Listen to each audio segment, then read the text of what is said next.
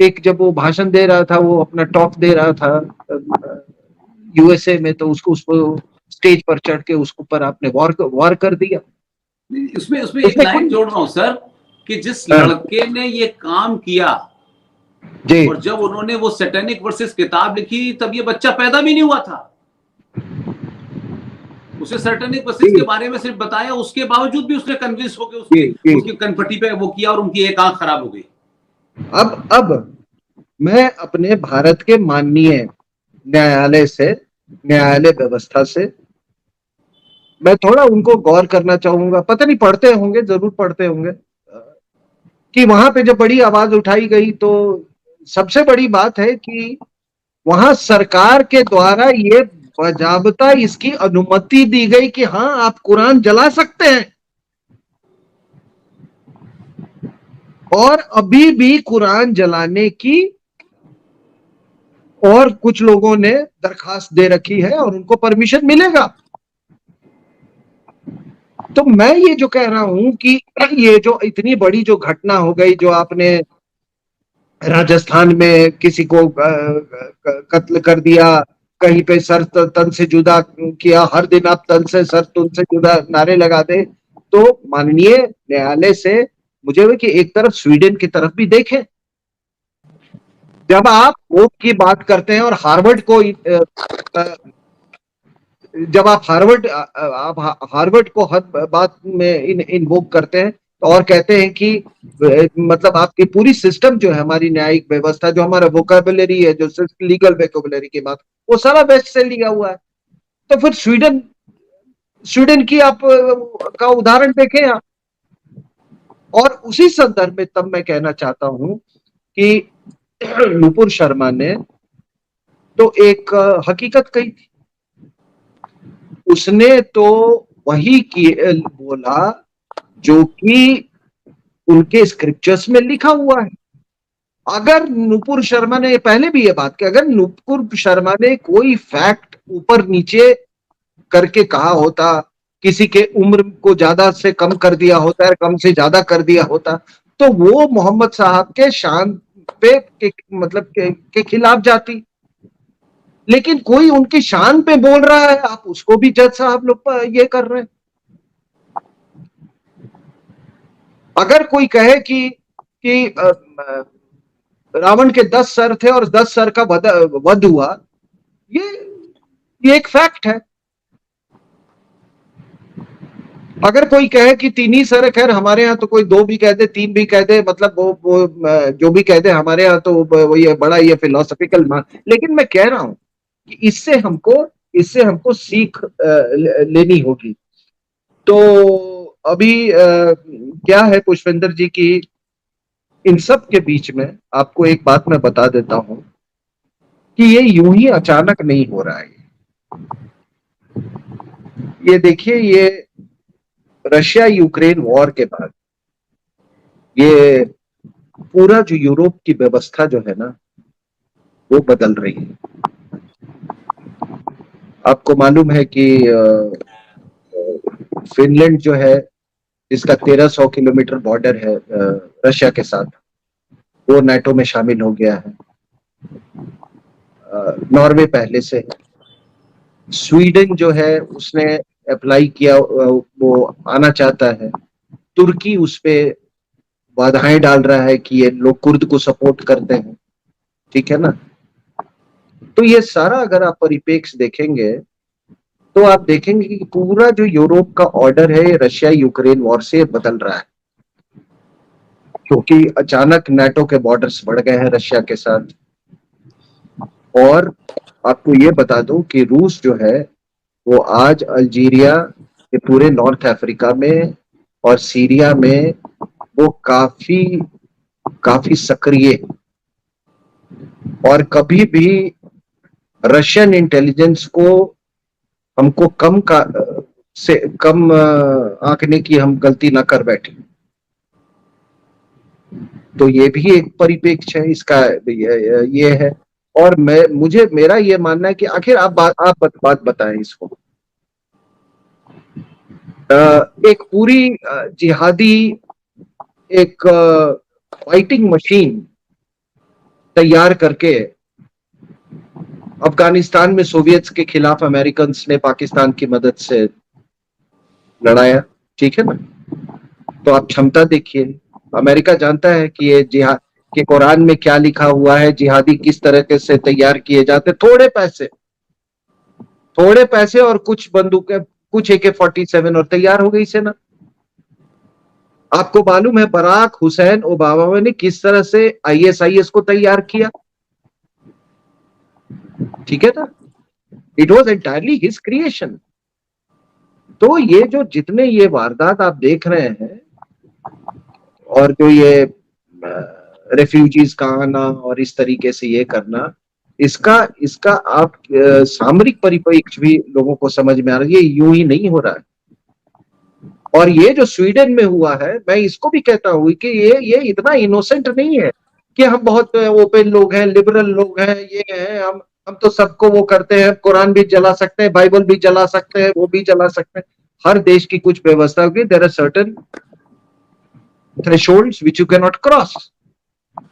लेकिन स्वीडन जब ये कर रहा है तो ये 1400 साल, आपने तो वो चार्ली हेब्डो में आग लगा दिया, अब जाइए पूरे स्वीडन में आग लगाइए।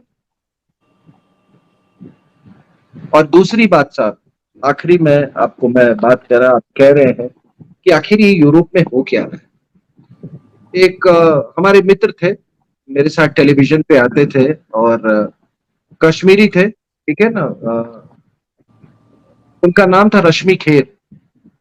तो वो यूरोप जाते रहते थे, आजकल उनको देखता नहीं हूं मुझे मैं। तो उनका कुछ ऐसा कुछ व्यवसाय था कि उनको वेरी फ्रीक्वेंटली उनका यूरोप का दौरा होता था। तो उन्होंने एक बात मुझसे कही थी कि सिंह साहब मैं यूरोप जाता रहता हूं, और उन्होंने कहा कि अगर किसी के पास 20,000 की अच्छी सेना हो, आज वो पूरे यूरोप को रन कर सकता है, ओवर रन कर सकता है। और तब उन्होंने कहा कि देखिए बिल्कुल वैक्यूम सा है वहां पे, बिल्कुल स्पिरिचुअल वैक्यूम है वहां पे, रिलीजियस वैक्यूम है, ठीक है ना। Christianity in Europe is as good as dead, ठीक है।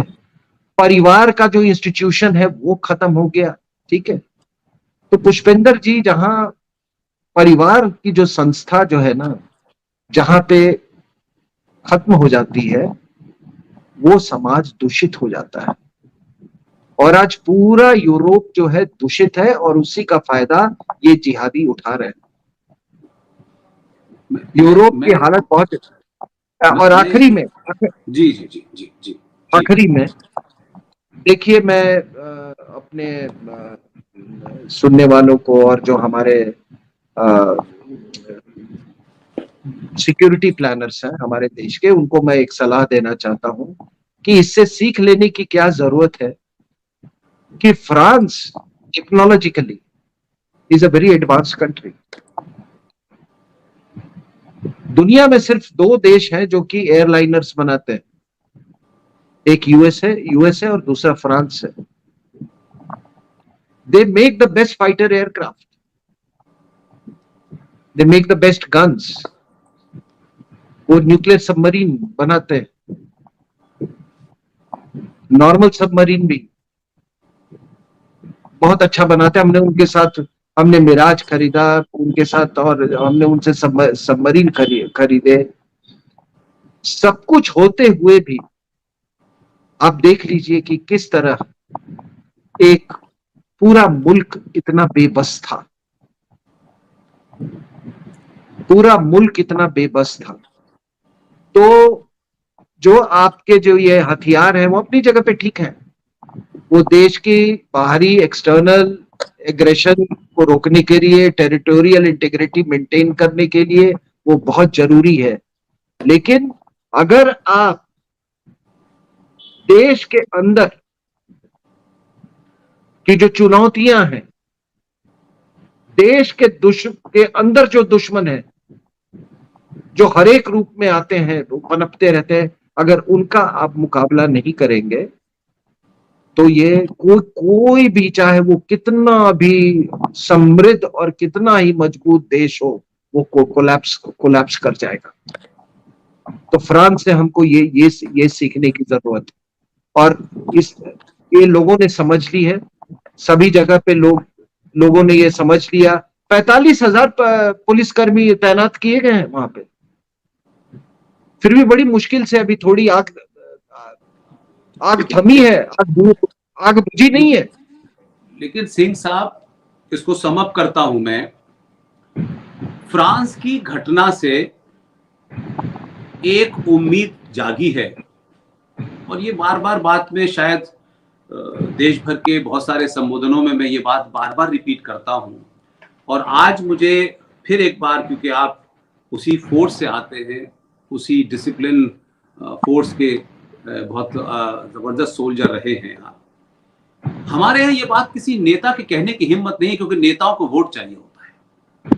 इस देश में ये बात भारत के कंबाइंड डिफेंस सर्विसेज के चीफ जनरल बिपिन रावत ने बहुत साफ शब्दों में कही थी। और जब वो ये बात कह रहे थे तो मुझे मालूम है उस कॉन्क्लेव में आप बैठे थे, और उन्होंने कहा था कि आप बॉर्डर पे सेना लगा लेंगे, राफेल लगा लेंगे, मिग लगा लेंगे, जगुआर लगा लेंगे, दुनिया के बम आपके पास लगा लेंगे, आप भारत की टेरिटरी की रक्षा कर सकते हैं। लेकिन भारत 2.5 युद्ध में ग्रस्त है, और 2 युद्ध उन्होंने बताए, ईस्टर्न बॉर्डर और वेस्टर्न बॉर्डर से। और आधे युद्ध की बात जो उन्होंने कही, वो जो मैं समझता हूं जो बहुत इंटेलिजेंटली उन्होंने कहा कि भारत के अंदर एक युद्ध लड़ा जा रहा है जो भारत के नागरिकों को लड़ना है, फौज को नहीं लड़ना है। लेकिन फ्रांस ने जब ये सब कुछ हुआ तो फ्रांस के आम नागरिक को यह समझ में आ गया कि पुलिस और सेना सिर्फ हमें नहीं बचा सकती, अगर फ्रांस को बचाना है तो आम नागरिक को बाहर निकल के आना होगा। और कई सारी ऐसी पिक्चर्स आ रही हैं कि वहां का आम नागरिक सड़कों पे निकला है, और ये पत्थरबाज जो खानदानी पत्थर लेके पैदा हुए हैं और जो ये मानते हैं कि उनका फलसफा है कि हज जभी पूरा होगा जब पत्थर से शैतान को मारा जाएगा, उन पत्थरबाजों के खिलाफ वहां की जनता सड़क पे आ रही है।